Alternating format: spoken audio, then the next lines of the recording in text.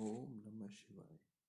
Good vibe CU sessions के छठे episode में आपका हार्दिक स्वागत है। आपका हमारा विषय है न्यूरोप्लास्टिसिटी एंड थॉट वाइब्रेशंस। बात करते हैं न्यूरोप्लास्टिसिटी की। जैसे कि शब्द बता रहा है हमें न्यूरोप्लास्टिसिटी। प्लास्टिसिटी को बोलते हैं नमनीयता, यानी कि कोई लचकपन। और आपका न्यूरो मतलब आपके न्यूरॉन्स जो आपके दिमाग का, आपके मस्तिष्क का बहुत ही अहम हिस्सा होते हैं, बहुत ही फाउंडेशनल एलिमेंट होते हैं।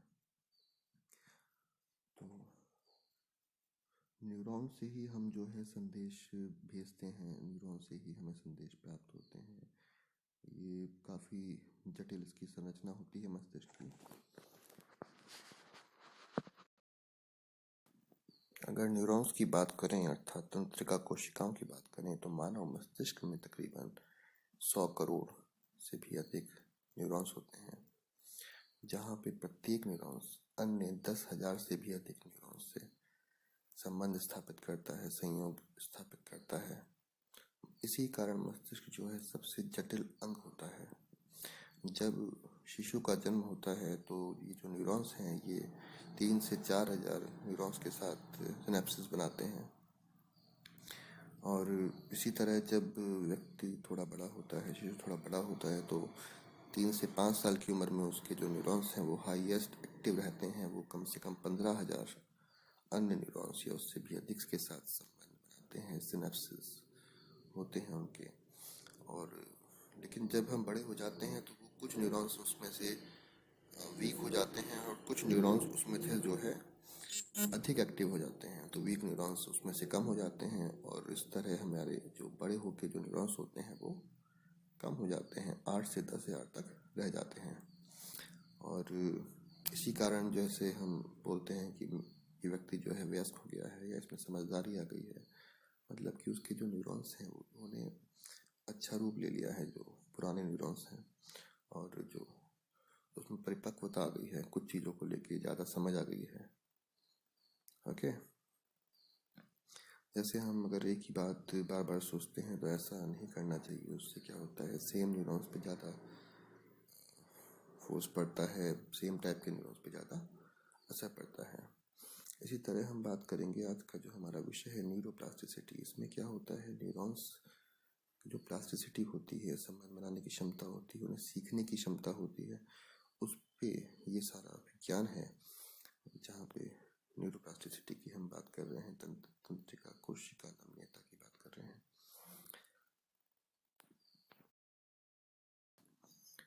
2021 में अमेरिकी स्वास्थ्य एवं मानव सेवा विभाग द्वारा एक अध्ययन किया गया, जिसमें बताया गया कि मस्तिष्क व्युत्पन्न न्यूरोट्रॉफिक कारक, जिसे BDNF भी कहते हैं, जो कि एक प्रोटीन होता है और ये तंत्रिका विकास को प्रभावित करता है।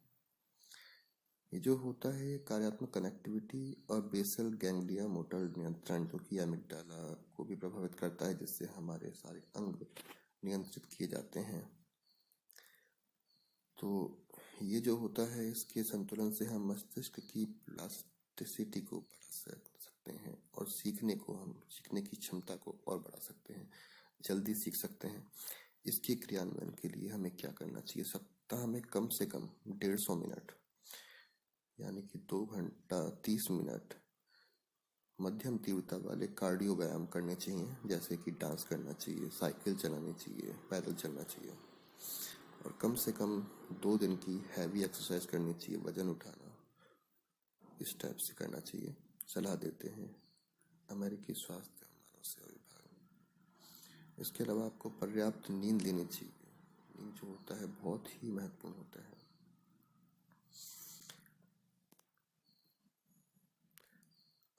आप इसमें जो है मस्तिष्क की प्लास्टिसिटी को, न्यूरोप्लास्टिसिटी को बढ़ाने के लिए आप board game, card game, video game और इस टाइप से गेम भी खेल सकते हैं, जो कि आपको नए नई चीज़ ट्राई करने और नए नए अभ्यास में रिवॉर्ड मिलते हैं। तो उससे भी आपके मस्तिष्क के विकास जो है काफ़ी अच्छा प्रभाव पड़ता है, काफ़ी सकारात्मक प्रभाव पड़ता है।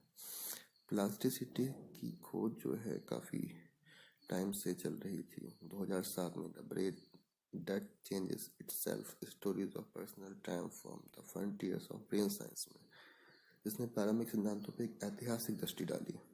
मनोचिकित्सक नॉर्मन डॉस ने सुझाव दिया कि यह विश्वास मस्तिष्क मुख्य रूप से परिवर्तन के लिए अक्षम था, लेकिन यह सही नहीं था। पहले हम मानते थे कि मस्तिष्क में सीखने की क्षमता बस शुरू में ही होती है, लेकिन यह बात सही नहीं है। मस्तिष्क एक असाधारण मशीन की तरह है जो विकास और परिवर्तन में हमेशा सक्षम रहता है, अगर आप उसके में प्रयास करें, अगर आप उसमें कोशिश करें तो। पहले हम ऐसा मानते थे कि जिन लोगों को गंभीर बीमारियां होती थी मस्तिष्क की, वो ठीक नहीं हो पाते थे, लेकिन आधुनिक विज्ञान में हर चीज़ का इलाज है। अलग अलग टाइप से मेडिकेशन, साइकोलॉजी एंड कोई भी डिसऑर्डर आप ठीक कर सकते हैं। यहाँ पे फंक्शनल जो न्यूरोप्लास्टिसिटी होती है वो तो हम ठीक कर लेते हैं, लेकिन यहाँ पे स्ट्रक्चरल न्यूरोप्लास्टिसिटी की बात आती है, संरचनात्मक न्यूरोप्लास्टिसिटी की बात आती है। वहाँ पे हमें एक अभ्यास के लिए मैं आपको बताना चाहूँगा। जैसे मान लीजिए आप अपने माइंड की न्यूरोप्लास्टिसिटी चेक करना चाहते हैं, तो आप सुबह सुबह जब उठेंगे तो आप ये याद करिए कि कल मैं किसी ऐसे इंसान से या व्यक्ति से मिला जो कि नया था और उसने अपना नाम बताया था, और उसका नाम याद करने की कोशिश करिए। और रोज़ कोशिश करिए कि किसी ना किसी नए इंसान से मिले, तो आपकी प्लास्टिसिटी को चेक आप कर सकते हैं। और सचेत रहकर नहीं, अचेत रहकर, मतलब जानबूझ के भी आप करेंगे तब भी ये फर्क पड़ेगा, लेकिन फिर भी इसको आप प्रैक्टिस में लाएंगे तो आपको प्लास्टिसिटी बिल्कुल बढ़ेगी, आई एम श्योर। ये ध्यान में रखना चाहिए। प्रौद्योगिकी के जैसे जैसे विकास होता जाता है, टेक्नोलॉजी बढ़ती जाती है, तो हम हर चीज़ को और ज़्यादा अच्छे से समझ सकते हैं आधुनिक मशीनों के द्वारा। और इसी तरह अब सभी ये जानते हैं कि हम किसी भी उम्र में सीख सकते हैं। पढ़ने लिखने की, सीखने की कोई उम्र नहीं होती। और जो क्षतिग्रस्त मस्तिष्क भी होता है वो भी उल्लेखनीय परिवर्तन के साथ अपने आप को ठीक करने में काफ़ी सक्षम होता है। फिर भी इसकी कुछ सीमाएं हैं कि मस्तिष्क कितना अनुकूल व्यवहार कर सकता है आपके लिए, क्योंकि मस्तिष्क एक असीमित क्षेत्र है जहाँ पे विज्ञान भी अभी तक पूरी तरह से तो हम समझ नहीं पाए हैं इसके क्रियान्वयन को। मस्तिष्क के कार्य को सीखना और अन्य सुधार करना बहुत ही मुश्किल होता है, इसीलिए हम न्यूरोप्लास्टिसिटी की प्रैक्टिस करते हैं। कुछ लोगों में क्षमताएं होती हैं तो वो आसानी से, उनमें पहले से ही न्यूरोप्लास्टिसिटी में ज़्यादा ही न्यूरॉन्स उसमें एक्टिव होते हैं, तो वो आसानी से सीख सकते हैं। लेकिन जिनमें नहीं होती है उनमें ये सब इनको प्रैक्टिस कराई जाती है, में वेरियस एक्सरसाइज कराई जाती हैं जो कि आसानी से वो सीख सकते हैं, फिर सीखने की क्षमता बढ़ा सकते हैं। जैसे एक उदाहरण से आप देखिए, जैसे मान लीजिए कोई अगर व्यक्ति है तो उसमें अगर जन्मजात अपंगता है तो वो न्यूरॉन्स जो होते हैं उसके पर्टिकुलर अंग वाले वो न्यूरॉन्स तो वहाँ पे क्षीण हो जाते हैं, लेकिन जो अन्य अंग वाले न्यूरॉन्स होते हैं वो इतने ज़्यादा एक्टिव हो जाते हैं कि उसका जो सेंस है वो बढ़ जाता है, दूसरे सेंस है उन पर ज़्यादा अच्छी पावर्स होती है। यह आपने कभी महसूस किया होगा।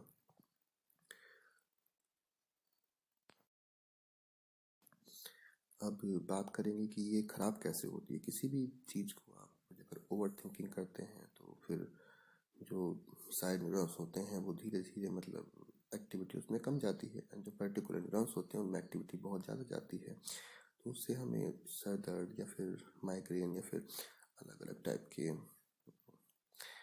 बीमारियाँ, डिजीजेस होने शुरू हो जाते हैं।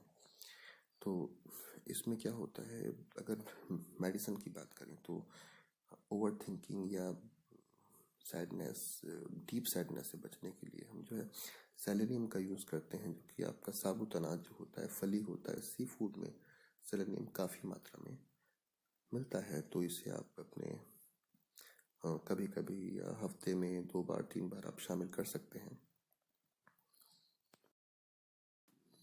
और व्यवहार के लिए जब भी कोई ऐसे विचार आए तो आप क्या करेंगे, आप पहले तो 5 से 10 बार डीप ब्रीथ लीजिए, खुद को डिस्ट्रैक्ट करने की कोशिश करिए, ट्रिगर पॉइंट को समझिए कि क्या ट्रिगर पॉइंट है आपका, क्यों आपको ऐसा व्यवहार आ रहा है। और अगर हो सके तो थोड़ी सी मेडिटेशन करिए, क्योंकि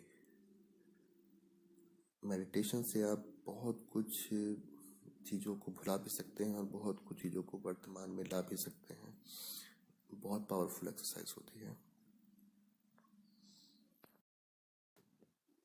अगर इसमें खाद्य पदार्थों की, आम खाद्य पदार्थों की बात करें तो आप विटामिन सी वाले पदार्थ अगर लेंगे तो मस्तिष्क की जो कोशिकाएं हैं उनमें ज़्यादा प्रबलता मिलेगी। विटामिन सी से काफ़ी गंभीर बीमारियों, अल्जाइमर जैसी बीमारियों को भी रोका जा सकता है। जैसे आप संतरे खा सकते हैं, शिमला मिर्च खा सकते हैं, अमरूद, कीवी, स्ट्रॉबेरी खा सकते हैं, और काफ़ी अच्छा इनसे प्रभाव पड़ता है आपके मस्तिष्क पर। और डीप स्लीप जो होती है, इससे जो है अपशिष्ट प्रबंधन प्रणाली, जैसे जैसे ग्लाइम्फेटिक सिस्टम भी कहा जाता है, यह आपका नलियों की श्रृंखला होती है जो ताज़ा तरल पदार्थ तो मस्तिष्क में लाती है, और उसमें जो पहले का तरल पदार्थ मिला होता है उसमें मिल जाता है, और उसमें जो एक्स्ट्रा तरल पदार्थ होता है जहाँ पे आपका खराबी होती है वो मस्तिष्क से बाहर वो निकाल देती है। और ये जो होता है वो सिर्फ डीप स्लीप के ही दौरान हो सकता है। तो आपको डीप स्लीप बहुत ज़रूरी है, बहुत बहुत ज़रूरी है। इसे कभी नज़रअंदाज ना करें कि कभी भी समझौता ना करें अपनी डीप स्लीप के साथ। ये सब करने के साथ ही आप जो है, अगर मस्तिष्क की नसों को आप अच्छा प्रभाव डालना चाहते हैं तो इसके लिए आप नॉनवेज भी खा सकते हैं, जैसे आपका अंडे हो गया, मछली हो गया, सी फूड हो गया। और वेज में आप जो है फल, हरी सब्जियां, साबुत अनाज, प्रोटीन से भरपूर आहार होते हैं। इसके अलावा आप फाइबर वाले फूड्स का भी सेवन कर सकते हैं, जिससे आपको विटामिन B12 की कमी से आपको बचने में बहुत मदद मिलती है, जो कि बहुत आपके लाभकारी होता है। आम तौर पर आप बहुत सी जनता ये समझती है कि हर कोई बीमार है। तो मैं आपको ये बताना चाहता हूँ कि मस्तिष्क के जो रोग होते हैं वो ज़रूरी नहीं है कि मस्तिष्क के रोग हों। जैसे आप एक कॉमन सी बीमारी है डिप्रेशन, जो कि मोस्ट कॉमन बीमारी बोलते हैं, लेकिन इसमें क्या होता है, डिप्रेशन के लक्षण क्या होते हैं आपको ये जानना पड़ेगा। उदासी और डिप्रेशन अलग अलग चीज़ है। उदासी किसी भी घटना को, किसी भी चीज़ को लेकर आपको हो सकती है, बार बार हो सकती है, लेकिन ये डिप्रेशन में तब बदलती है जब आप कम से कम more than 12 hours, 12 to 15 hours आप एक ही चीज़ पे ध्यान करके डीप सैडनेस में खोते हैं। और यही क्रम आपको कम से कम मोर देन 2 वीक्स, 14-15 दिन से ज़्यादा तक चलता है, तो इसे हम निश्चित डिप्रेशन मानेंगे। इसके लिए पतंजलि आयुर्वेद की आप चंद्र प्रभावती, त्रयोदशांक, गुग्गल, अश्वशिला, पीड़ांतर जैसे मेडिसिन्स का यूज़ कर सकते हैं, जिनसे कोई साइड इफ़ेक्ट नहीं होता है। यहाँ पे हम अगर ज्योतिष विज्ञान की बात करें तो इसमें जो होता है, चंद्र ग्रह हमारा जो होता है वो कमज़ोर होता है। चंद्र ग्रह जो है मस्तिष्क पर प्रभाव डालता है। चंद्र ग्रह कमज़ोर होता है तो मस्तिष्क भी आपका कमज़ोर होता है, मन आपका कमज़ोर होता है, और आप भावुक अधिक होते हैं। जैसे अमावस्या अगर पास में आती है तो आपकी भावुकता बढ़ जाती है।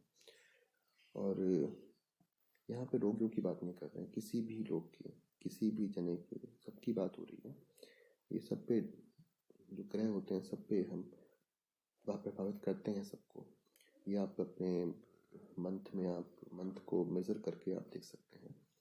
और इसी तरह जब चंद्र मजबूत होता है, पूर्णमासी होती है, तो आपका एक्साइटमेंट बहुत अच्छा होता है, आप लेकिन क्रोधित हो सकते हैं। तो ये सब आप खुद में आजमाइए और फिर देखिए कि ये सही तरीके से ही काम करता है। आपकी जो आने वाले वक्त है, आपका लाइफ है, उसको अच्छे से आप बिता सकते हैं, अच्छे से सक्सेसफुल लाइफ में बन सकते हैं। अपने मन को काफ़ी आराम देना चाहिए, अपने दिमाग को काफ़ी शांत करना चाहिए। इसके लिए आपको डीप स्लीप बहुत ज़रूरी है, थोड़ा बहुत व्यायाम, और अपने से जो आसपास के लोग हैं उनमें दया भाव और प्रेम भाव अगर ये रखेंगे तो आपका मन अपने आप साफ हो जाएगा, आपको पता भी नहीं चलेगा। मस्तिष्क में कौन सा भाग होता है जो आपको प्रभावित कर सकता है? सबसे पहले मैंने अभी जिक्र किया था, अमिगडाला बोलते हैं, कि जो होता है मोटर नियंत्रण का जो है प्रभावी अंग होता है। यहाँ पे हमें बताना पड़ेगा कि मस्तिष्क जो है दो टाइप के डिजीज में होता है। यहाँ पे मस्तिष्क विकार होता है और मस्तिष्क बीमारी होती है। यहाँ पे विकार अलग होता है, बीमारी अलग होती है। विकार को हम जैसे दोनों चीज़ का उपचार संभव है। बीमारी जो होती है वो थोड़ा बड़ा रूप लेती है विकार का ही, तो उसके लिए हमें मेडिसिन और अन्य प्रयोग की आवश्यकता पड़ती है। लेकिन जो मस्तिष्क विकार है उसे मस्तिष्क अपने आप ठीक कर सकता है। थोड़ी सी प्रैक्टिस के साथ, सही सुझावों के साथ आप कोई भी व्यवहार में अपने सकारात्मकता ला सकते हैं।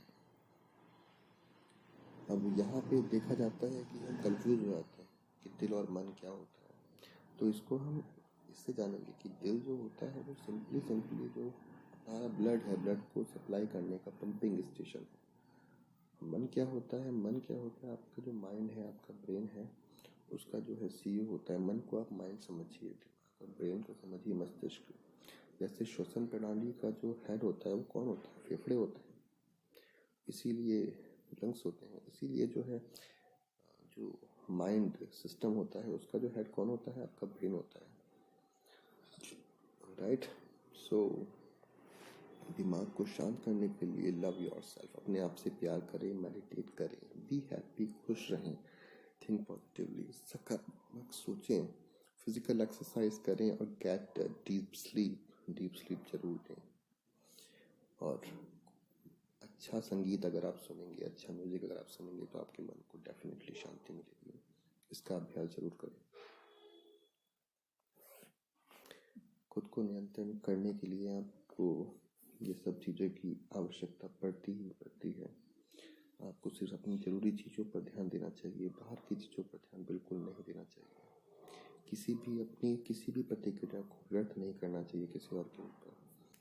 अपने लक्ष्य को तय करिए, उसको सोच समझ कर प्लान करिए, मेडिटेशन को जारी रखिए, खुद को बिजी रखने की कोशिश करिए, और जो चीज़ हमें अट्रैक्ट कर रही है उस चीज़ों को थोड़ा दूर रहिए, अपने माइंड को डिस्ट्रैक्ट करने की कोशिश करिए, तो आप फोकस ज़्यादा अच्छे से कर पाएंगे।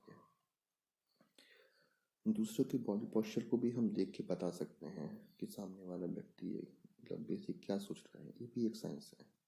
जैसे मैं आसान सा एग्जांपल देना चाहूँगा कि सामने वाला व्यक्ति आपकी तरफ झुक के बैठता है, यानी वो आप में रुचि दिखा रहा है, आपको पसंद कर रहा है, आपकी बात सुनना चाहता है। और अगर वो पीछे से की तरफ बैठा है तो मतलब वो उससे आप में ज़्यादा दिलचस्पी नहीं है। तो यही चीज़ अगर आप लेटे हुए हैं तो सर के मूवमेंट को देख के भी कर सकते हैं। ऑलराइट, जैसे एक और चीज़ होती है बुद्धि या इंटेलिजेंस। ये दोनों चीज़ें मस्तिष्क दिमाग से अलग होती है। बुद्धि जो होती है क्वालिटी होती है। जैसे मान लो आपके जो लंग्स हैं, आपके फेफड़े हैं, वो अगर साफ हैं तो उसकी क्वालिटी होगी कि आपको अच्छा वो दे, आपको अच्छा रिजल्ट दे, आपको अच्छी सांस दे। ऐसे ही अगर आपका ब्रेन अगर आपको साफ है तो आपको अच्छी इंटेलिजेंस मिलेगी, अच्छी बुद्धि मिलेगी। ये एक क्वालिटी होती है। बुद्धि के देवता जो होते हैं वो गणेश जी होते हैं, और ज्ञान की देवी जो होती हैं सरस्वती जी होते हैं। ये भी आप अपने जो डीप मेडिटेशन में आप जाएंगे, डीप स्लीप में जाएंगे, तो इनको भी आप ध्यान कर सकते हैं, तो सकारात्मक प्रभाव आपको पड़ेगा। और बुद्धि को हम ऐसे समझ सकते हैं, ये मानसिक शक्ति है जो वस्तुओं तथ्यों को समझने, आपस में संबंध खोजने और तर्कपूर्ण ज्ञान प्राप्त करने, रिजल्ट बताने में आपकी हेल्प करती है। जबकि ये भावना और अंतः प्रज्ञा से अलग होती है, इनर कॉन्शियसनेस से अलग होती है, इमोशन से अलग होती है। बुद्धि मनुष्य को नवीन परिस्थितियों को ठीक से समझने, न्यू सिचुएशन जो होती है उसको अनुकूलित व्यवहार करने, उसमें ढल जाने में सहायता प्रदान करती है। और एक ज़रूरी जानकारी है कि आप अगर दूध पीते हैं, दूध भी काफ़ी अच्छा पदार्थ है, तो उसे सोने से कम 1 घंटा पहले आपको पीना चाहिए, क्योंकि ये कई बार ठीक से डाइजेस्ट नहीं हो पाता है। रात के समय लीवर शरीर में डिटॉक्सिफिकेशन का काम करता है, जिससे दूध के कारण खलल पड़ता है। ओके, क्योंकि इसमें लैक्टोज और प्रोटीन का मिश्रण होता है, जो कि सोने से पहले नहीं पीना चाहिए। ऑलराइट।